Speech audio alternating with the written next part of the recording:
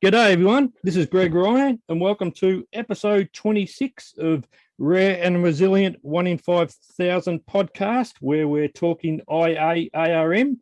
And today I'm pleased to announce that we're joined by Angel, who is the mother of Wolf, who is 5 years old from Queensland, Australia. How are you, Angel? Hi, hello, I'm good. How are you? Very good, very good. So we're going to talk about your journey with Wolf. Let's start at the beginning. Wolf's 5 now. So all of this happened quite a while ago. So I'll do the best I can to kind of, bring it all back from the past. So I didn't actually know that there was any issues with Wolf when I was pregnant. So everything was a big surprise when he came out, and because I have 5 babies, so Wolf is my 4th, and I'd had 3 just normal, healthy, natural pregnancies and babies, and then when I had Wolf, I ended up having to have an emergency cesarean. And when he came into the world, they had noticed that he didn't have a bum hole. There was nothing there. So they weren't very concerned. I feel they just were like, this is like quite common. We're just going to take him into surgery and we'll just clip the skin, and usually it's just on the other side. So they kind of were very relaxed and, didn't think too much of it. And I was like, oh, okay. I was still kind of in a little bit of a daze because I'd just been, cut open. But they whisked him away, and then he was gone for quite a while. And then they had come back and basically he came back with a stoma bag. Right. So this was just at a few hours old as well. So they obviously went in and it was a more complicated surgery. They had to do it right away. So he had a stoma bag. And then before I even knew about IA or even knew what the situation was and what was, wrong with Wolf and all that kind of thing, they had to run other tests, obviously, because of a lot of children that have these bowel issues tend to have other issues. Yep. So he was taken to ICU and all of that jazz.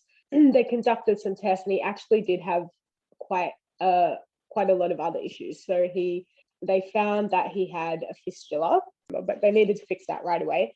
But on our day of discharge, which was day 4, the last test that had to be done was his echo for his heart, and he ended up having a really complicated heart condition, which is called TAPVD.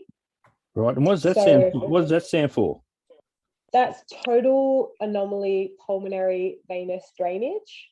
That is where the vessels of the heart are going the wrong way. So he's not getting oxygen, like the blood's not going around. I remember one of the sonographers said that his heart looks like a map that's been all muddled. So we found out about the heart, and then everything for his bowel condition stopped. I didn't have any more discussions about his bowel, about the stoma bag. They just kind of had, the minute they found that heart condition, they had us in an ambulance and raced us to Brisbane Children's, and he had open heart surgery the next day. So that was like life-threatening. It had to be done right then, and it was all like a big whirlwind with the heart. So I feel like because of that, I didn't even really have time to process all this condition with his bowel, and I think I underestimated what was to happen. So my understanding when I was there was that he had the stoma bag, but then soon after they fix the heart, they'll just take the stoma bag away and he'll be back to normal. That's what I thought in my head, I didn't realize that we're talking about a lifelong journey. I just thought, oh, he's got the stoma bag right now, but it'll be fine. And well, I was very wrong about that, because the bowel ended up being the most complicated of all of his surgeries. So he's had quite a lot of surgeries.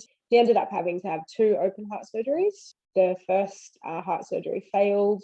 The vessel narrowed. So I think he was about 6 or 8 weeks old and he had to have his second open heart surgery. Gee whiz, he's gone through a lot at such an early age, didn't he? Yeah, he really, really did. And he was tiny. Like his first open heart surgery, he was 5 days old. So he was like a tiny little just so small. It was so sad. And then I remember the first time I had to empty the stoma bag, and that was like really overwhelming for me. I just didn't feel like I was equipped, like with, I honestly, in that moment, I thought I can never do this. I was like, I'm terrible. Like, this hurts him. It wasn't the emptying that was the issue. It was, I felt so sad as a mum because it's sticky and it sticks to his skin. And I just felt like I was hurting him all the time. And I was like, oh, I can't do this. But, you know, that went quickly. Like the minute I did my first one, I knew I was fine and he was all good. But yeah, a lot of challenges came after the heart was okay. So I think once the heart was all good and I realized what was to come for his bowel, I went through a really big mental shift. And I remember I was in the hospital and one of the nurses wanted to train me on the stoma bags or something.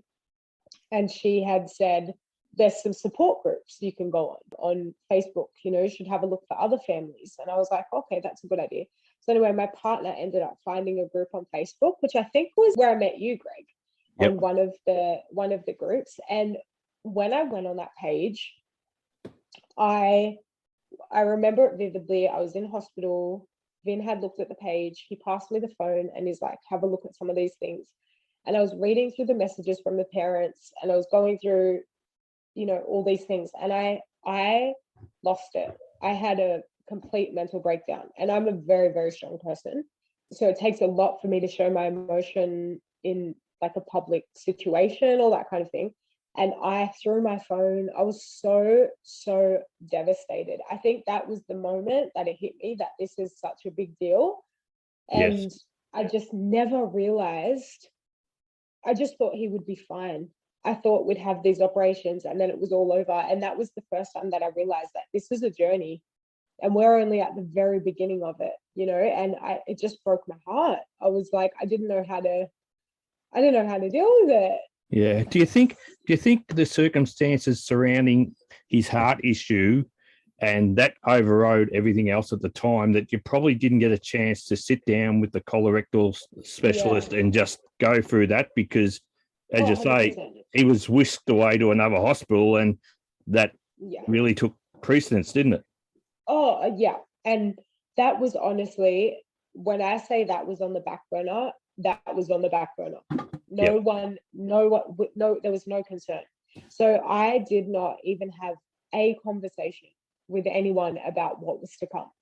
So in my mind, it was just, he had the stoma bag, but that will be gone soon. And then that's okay. Like, I didn't even know that he didn't have the whole system in place. I didn't know that he had to, you know, be a process and take a lot more operations. I didn't even know he had to have another operation. I just thought they took just one more for the stoma to be taken off, and then that was it. So you had no idea about the PSAP. No wonder when you got in the group and just read the stories, it would have shocked the hell out of you. Oh, really, really, really badly. Yeah. I was just like, oh my gosh, these poor babies. And I thought there were so many, and these poor adults. And it opened up a whole new world, you know. And yeah, I think it was just very raw and just a lot at that moment.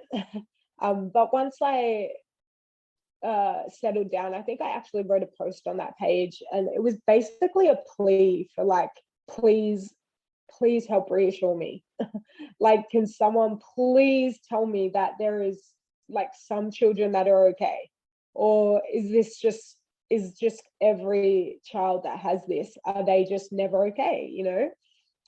Yes. So I do remember chatting to you, and I chatted to your mum Sandy as well around that time, and I do remember chatting to the both of you. Yeah, mum's beautiful. She's there for everything. She's really, really good and supportive. Yeah, she's amazing. But yeah, so after we got over that, then, you know, things were back on track, and I kind of got my mind back in the right, you know, in the right game on like how to proceed. And how long after did you get the PSAP done? At what age was he when you got that? How many months? His PSAP happened straight after his second heart operation. That was honestly about 3 or 4 months old. Straight away, we had to do the dilations after that, which was obviously just horrendous for a parent. How did you and your partner cope with that? It wasn't good. It wasn't good. Probably in hindsight now, looking back, if I knew more, I definitely would have pressed to avoid that. I just felt in my situation, it was unnecessary. He had no muscle anyway. So for us, it was a little bit of just a procedure that could have been avoided, maybe. I know that's not the case for a lot of children and you want to try, but it was a really hard time. But Wolf was okay. We just set up a safe space and we communicated with him, even though he's so little. We still just spoke to him and said, Mummy and Daddy have to do this and we don't want to hurt you, but this has to be done for you. And, we just tried to reassure him and played music and tried to distract him. So the both of us did it every time. Yeah, that's great. Yeah, because we just wanted to have one doing the dilations and one talking and distracting. So thankfully we had each other to kind of get through that because, yeah, that was really tough. As I mentioned it too, a lot of times when we chat about the dilations part, it really is a team effort, isn't it? Yeah. I feel like it's so hard to do alone. Like you can do it alone, but I tell people that have children that have what Wolf has, because everyone faces the same, adversities. We all go through the time where we're like, I don't want to do the dilations. And I always just say it's for them. Like they will forget it. They will forget, because we used to play a certain song when we did it, like a fun song. And he actually got a little bit anxious when he'd hear the song, if it ever came on.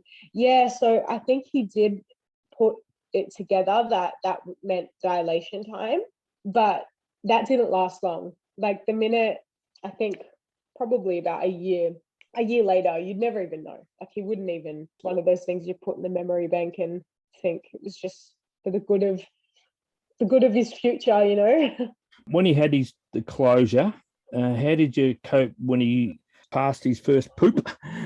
Yeah. Did you have to deal with much the dreaded rash, which I call it? No, we didn't. We avoided the rash, but we're very natural in like our lives.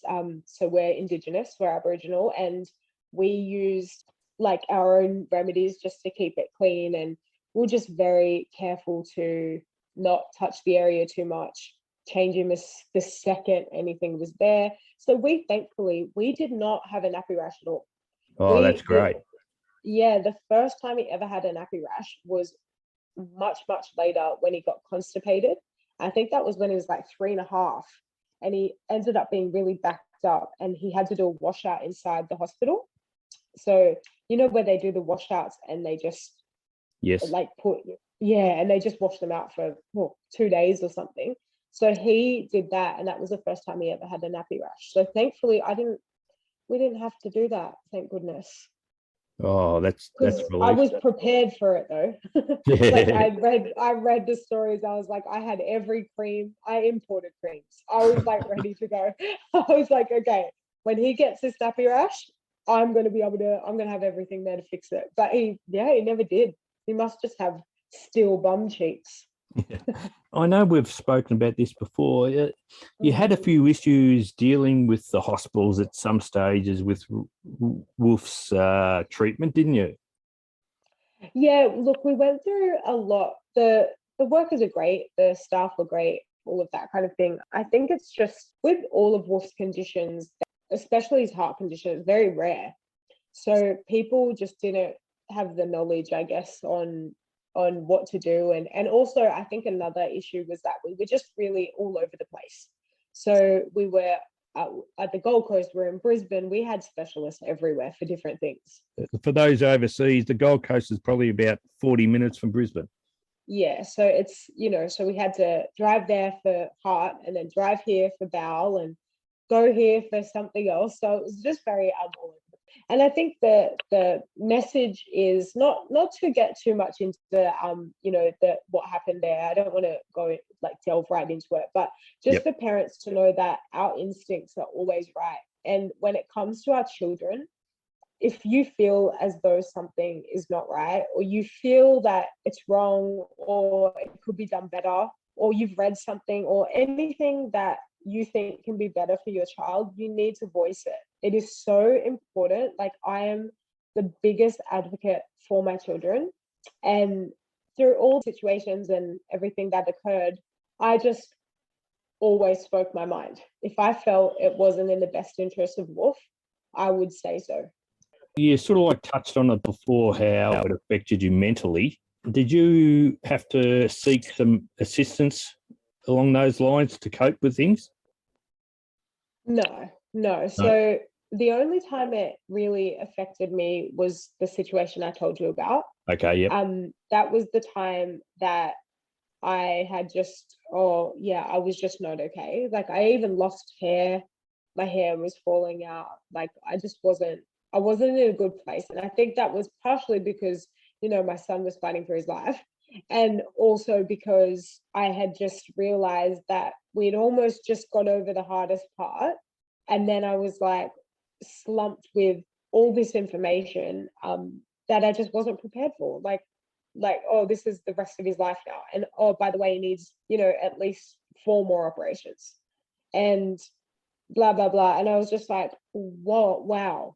Like, this is a lot, a lot to take in. And that's why it's so important that in that initial little time after he was born, that you really needed to get that information from the colorectal surgeon, didn't you? Yeah. I think information is key. Like, even though obviously the situation was very different because Wolf did have such a life-threatening heart condition that couldn't wait, I think even if I was just given a little bit of information to kind of ponder over, or at least just, even if they just said straight up, this is going to be a long road, it's going to be hard and it's going to be tough, but you'll be okay and he'll be okay, but he's going to need a lot more operations. Like, at least I would have mentally been able to process that and prepare for that journey. Yes. After he had the closure and all that, how did he cope? Did you need to give him enemas or was he on laxatives? He had the MACE put in quite early. Okay. I've noticed it's quite early compared to other children. We did the dilations. He got through those, so that was great. But he didn't have any muscle. Tension there. Did do enemas and the Movicol, and we tried a few different, concoctions of things to make him go to the toilet, but he was pooing. He was going to the bathroom like 10, 20 times a day. So for him, whatever he had, it would just come straight out. Okay. Yeah, so our surgeon was pretty confident in saying, I think it's best if he has a MACE and we do the flush outs at night. It's just going to be better for his future. And I agreed. I was like, yeah, well, we can't keep having this many accidents every single night or day, When we would go out, I think I would go through a box of nappies a week easily. Wow. Because you're dealing with all the other kids as well. It just must have been exhausting. And talking about the kids, how did they react when Wolf first come home and having to deal with all these issues at the toilet? How were the other kids? The kids are really good. The older two, so I've got a 13-year-old and 11-year-old, and then Wolf's got a 7-year-old brother that's just a little bit bigger than him. So the kids were really good. Rhodes, my 7-year-old, I think he was very concerned. So he didn't know how to be around Wolf playing wise, he was so worried about Wolf. But the bigger two understood, and they've really been great with it. They know that they know to never say anything about smells or anything like that, because Wolf did have a lot of accidents. So we just made it clear that that was a no-go, Yes. Not to embarrass Wolf or to say it in public, to just let us know. Now they give him a lot more about it. So now they, will definitely give him a harder time, but Wolf is fine. Like, he will just give it back to them. He's got a good banter, good relationship with the kids. But yeah, they were pretty good. They were very concerned though, for sure. And now I think I'm fast forwarding a bit, but now they realize how much Wolf has to do. So every night he has a washout. I think they feel for him a little bit. They're just like, oh, why does Wolfie have to do that? Yeah. But they've been good. So getting to what you're doing now, what is the process you go through? So now he has the chape button in his belly. And every night at 6 o'clock, so it's like clockwork. Yep. So we are so structured because obviously I have a big family, so it's all about routine in our house. So 6 o'clock every single night, he has to go into the toilet, and we're on a 40-40 solution, so 40 ml saline and 40 ml glycerol. And basically we just use a big giant syringe and we just push it through his button, and that clears his bowels, and he has to sit on the toilet for about an hour. Right. So yeah, so on the toilet we just give him his iPad. So he's actually pretty lucky because the other kids don't get theirs at night. So he gets a good hour on the iPad from 6 till 7. If I've got sport, he'll have to go from 7 till 8. But we cannot miss a day. So if we accidentally miss a day or we get home too late, he will have accidents the whole next day. Oh, really? Well, he definitely deserves to have that iPad time. I know that. Yeah, he does, and he loves it. He's like, it's his own little, quiet time. So he enjoys it. And how has he adjusted to school? School's been really good. So I was really concerned, and he really, really wanted to go to school. So he's in year 1 now. So he's already done 1 year of school. He started school last year.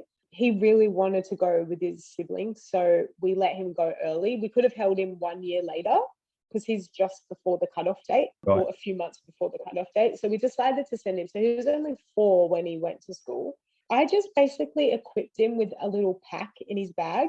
I got those waterproof bags. I got 2 of them, and I just put one inside the other. And inside the bags, I had a couple of pairs of underwear, some wipes, and just a little care package. So I said to him, if you ever and a spare pair of school shorts. And I said, if you ever have an accident, you just need to raise your hand, run straight out of the class, go to the toilet, take your bag, and you've got all your stuff inside there, and you can put your smelly stuff in the other Ziploc bag, and Mum will fix it. So we gave a really clear plan when he went to school to let him know just in case anything happens. And we have been so lucky. He's had an accident at school, but he handled it himself. He didn't even tell the teacher.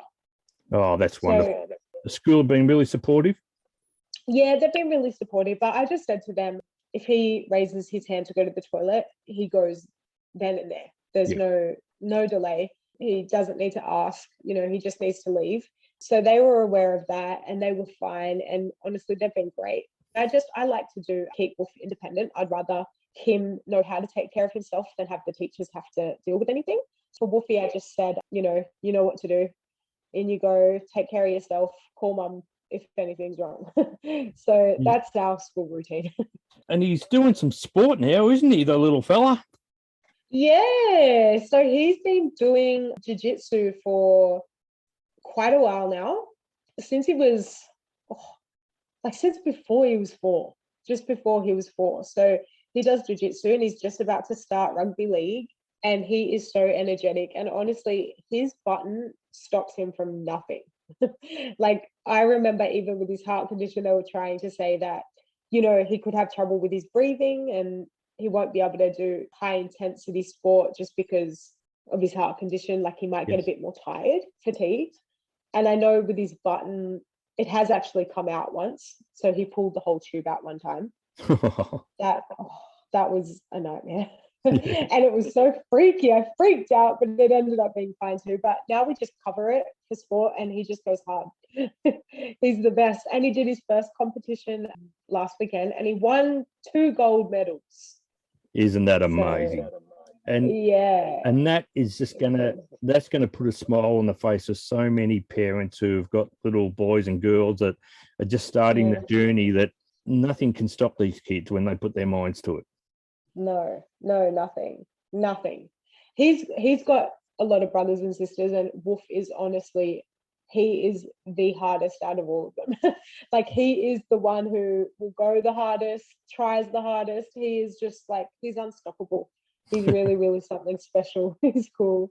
He definitely is resilient, isn't he? Oh, definitely. Yeah, for sure. Now, speaking of the rugby league, last year, his older brother, Rhodes, so he plays for the Parkwood Sharks under-7s rugby league team, doesn't he? Yes, he does. And you're our sponsor for that. Yeah, that's what I was getting at. it was so amazing. I don't actually know. Have you seen the posters we did with all your sponsors and everything on it? I saw the jumpers with the name, the foundation Yeah. logo on the back. We were so proud to be involved there because, and it was more for me, it was more that, okay, I knew Wolf was going to be playing this year. And if people started asking the question, oh, what is 1 in 5,000? And it just gives, it's sort of like it helps people understand without going into the old details about Wolf, what he deals with and what you guys have had to deal with as well. Yeah, no, it honestly opens. I think the greatest thing is communication. So the more people that know, the easier it is for kids to understand. Like I remember one day at football, Wolf had a big accident, and he's got a lot of pride. Wolf does, for even for a little person. He takes a lot of pride in his appearance and all of that kind of thing. And I remember one day, because my partner's the coach and I'm the manager of the team, so Wolf does his own thing usually at football, but he had an accident and he went to the car and he was trying to clean himself up in the car. Now, this was a big accident. So this wasn't a small, like a small little accident. He must have had a bug or something. So he just couldn't stop. And the car, he used towels and everything. And I remember a parent coming over and saying, Angel, I just want to let you know that your little boy's in the car and he's crying. And I think he's had an accident. And I was like, oh my gosh. I was like, thank you for telling me. But she knows his condition because of the sponsor, because she plays on our team and she knows. So she knew straight away to just leave Wolf, come and get me. She knew exactly what was going on, so didn't make a fuss over it. Knows Wolf was like that. So I was like, it's actually really great that parents are aware and they kind of, they don't make a deal over it. It's just like, oh, he's in the car, he's had an accident, might want to sort him out. And I was like, yep, I'm there, That brings a tear to my eye, actually, to know it's really to cool. know that, just by doing that sponsorship and the name has sort of like helped Wolf in that situation. Yeah, it did. Because I just feel like if they didn't know, they might try and, I don't know, maybe just like enter his space. And he just doesn't like that. He's very private and he deals with things he's on his own. He's like a little warrior, so he just, it was good. It was nice to know that people do understand and also that, just to cut him slack as well, Yes. Like he is a little bit, he does have something. So if he needs a bit of time out, and he needs that time out, it's not for us to question him or and it's all about promoting the condition, not the individual as well, isn't it? Because to try and explain to someone and parents and other kids around, it's not an easy thing. No, it's not. I agree. And I find there's a lot of stigma around, like when I try and tell someone, they say, what is this? Like, what does Wolf have? And you explain the situation, like he was born without a bum hole. That comes with so many questions. Yes. It will be amazing when the day comes that you're able to just say his IA, ARM, and people will know. Or like, mention 1 in 5,000 and people go, oh, I know about that. Like it just, it will help a lot, I think, for our future kids. And I just think what you're doing is amazing for these kids. Oh, well. And for the adults, for everyone who goes through this, We do what we can to help them. Now, what I want to talk about too is people mightn't realise, but you are a very famous young lady.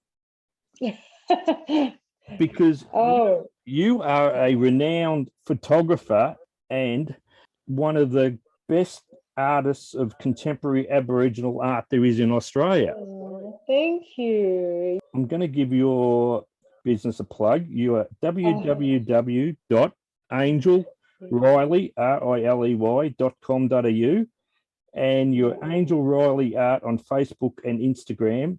I would encourage everybody to have a look at some of the amazing work that you do for your Indigenous community. And can you just give us a bit of a background on what the art is and why you're so passionate about it? Yeah, sure. Thank you so much.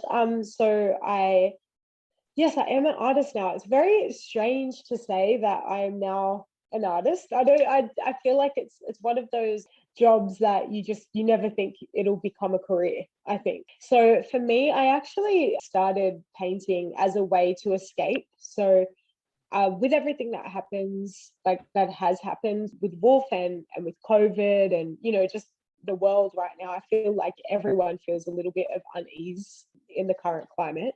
So I needed something to keep me grounded for one. So I was there for my children at the best capacity I could be. And the only thing that keeps me in the right headspace is to paint or to be creative, I guess. So prior to painting, I was a photographer and I traveled the world doing photography and was quite successful. But when COVID hit, I just needed something more. I needed to realign myself with my people. I lost my grandfather, who Wolf is named after. So my pop was the only male figure in my life growing up. And when I had Wolf and when I went through everything with Wolf, Pop was there and, he was just really just devastated and didn't know how to help and all that kind of thing. And I remember when I was trying to pick a name for Wolf, I thought, what name can you give a child that's this special? What can you call a child that just is brought into the world and faces all of these things and then just comes out just so strong and resilient and brave and just beats all the odds. And I was like, what name can I give them? And I knew I wanted to name him after my pop, and his name's Ronald. And I was like, oh, how am I going to call him Ronald? And I thought to myself, oh, Pop, I love you so much, but your name is just not the coolest name in the world. I need to try and think of something. So I was trying to think of different things like Ronaldo or Ron or, all these things. And then I thought I want to call him Wolf. And my partner agreed and said, I love it. He's like, that's his name. So I called my grandma and I said, we've got a name. And she said, what is it? And I said, Wolf. We're calling him Wolf. And she goes, oh my God, Angel, that is your grandfather's nickname at school. And I just could not believe it. I was like, and you had no idea. No idea. I just knew in my heart I needed this special name. I wanted to call it after my pop so bad, call him after my pop. And I just thought of Wolf, and that was my pop's nickname. So I was like, how is that? So anyway, so back to the painting. My grandfather was the reason that when I lost him, I needed to be connected to him. And our culture is so important to my family, and it always has been. And obviously I'm light-skinned. So I met with a lot of, when I tell people because I only identify as Aboriginal, I don't identify as anything else. I am Wiradjuri, that's where I'm from. And if people ask, oh, where are you from? I say I'm Wiradjuri. So, and that's been like that since my whole life. So when I lost my pop, I just needed to be closer to that. I needed to be closer to my culture and to my people and to him. So I started painting, and now that's my job. Oh, it's wonderful. Now, and do you want to explain Wiradjuri for people who aren't in Australia? Each of the areas in Australia have a Indigenous name. Yes. Do you want to explain what your Wiradjuri comes from?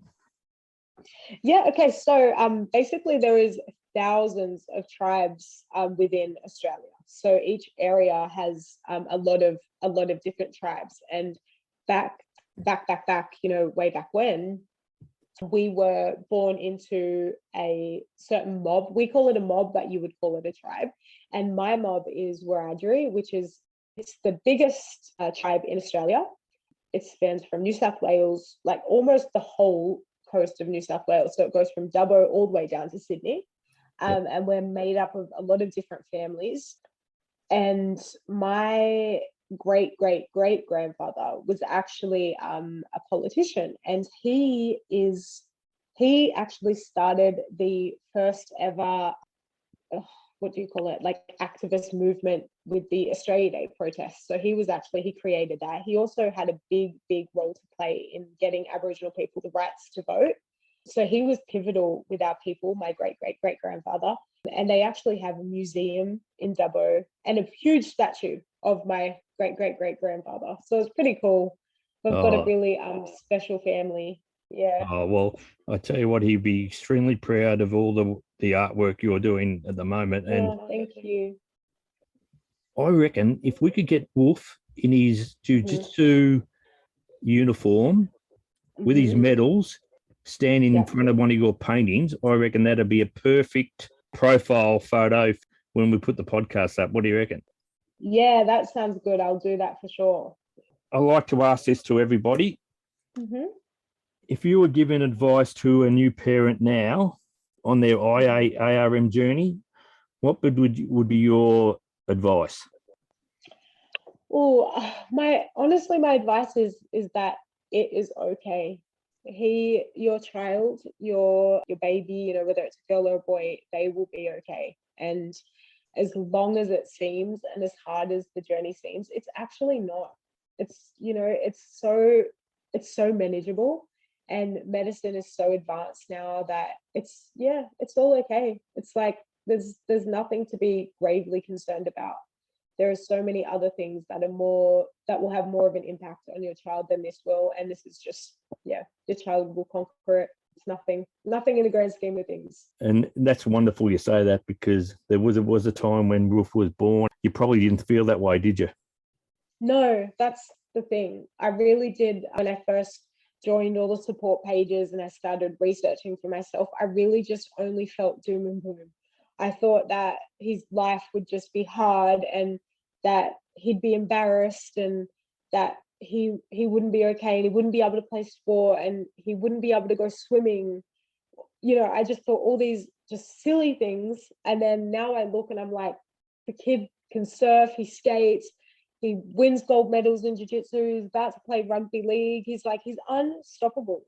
I can tell you what, he's got how he can do jiu-jitsu and wear white is just, that just astounds me, because I could never have done that, honestly. Oh, I just would have been too scared. So for him to be able to do that, and it's amazing. Yeah. Oh, he would be able to teach you some things. Don't you worry. He'll get you out there one day. I've got no doubt. So, Angel, I can't thank you enough for sharing your journey with Wolfie and how you guys have coped, and how, as a family, you've made him feel as protected as possible and treated him as normal as possible as well, I suppose you could say. So yeah. I can't wait to get up to Queensland one day and come and watch him play at the Parkwood Sharks. Yay. I might be able to get up there this year, because with COVID easing off a bit, we might be able to travel. So, it's wonderful. That'd be amazing. No, I can't thank you enough for joining us, Angel. Yeah, thank you so much for everything you do too, Greg. You've made such a beautiful community, and you're just going to help so many parents, and it's really special. So thank you for having me. Oh, it's been a pleasure. And I can't wait for you to see Wolf in person. I'll be up there, don't worry. Yeah, great. See you later. Thank you. Bye. Bye.